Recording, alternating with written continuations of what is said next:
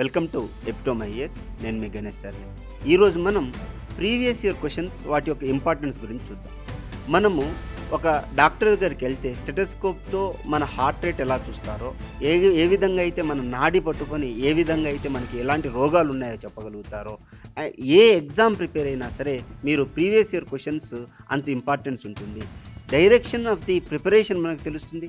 Direction of the thinking of examiner ఏ విధంగా think చేస్తున్నాడో తెలుస్తుంది. మీ ప్రిపరేషన్ స్టైలు, ఈ యొక్క స్పీడు, ఇవన్నీ ప్రీవియస్ ఇయర్ క్వశ్చన్స్ని బట్టే ఉంటుంది. మీరు ప్రీవియస్ ఇయర్ క్వశ్చన్స్ చూడకుండా డైరెక్ట్ కోచింగ్ తీసుకున్నా సరే, లేదు ప్రీవియస్ ఇయర్ క్వశ్చన్స్ చదవకుండా పెద్ద పెద్ద పుస్తకాలు చదువుతున్నా సరే, మీరు మీ యొక్క ప్రిపరేషన్ టైంని వేస్ట్ చేస్తున్నారు. సో దయచేసి మీ యొక్క ఆప్షనల్ పేపర్స్ కావచ్చు, జిఎస్ పేపర్ కావచ్చు, ప్రిలిమ్స్ పేపర్స్ కావచ్చు, ఏదైనా సరే లాస్ట్ 10 years యొక్క పీవైక్యూ సాల్వ్ చేయండి.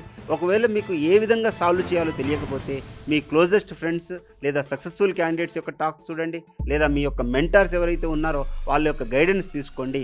ఆ థాట్ ప్రాసెస్లోనే మీ యొక్క ప్రిపరేషన్ ఉండాలి తప్ప మీరు కొత్తగా ఏదో చేద్దాం అనుకుంటే మాత్రం మళ్ళా ఫెయిల్యూర్ అయ్యే పాసిబిలిటీ ఉంటుంది.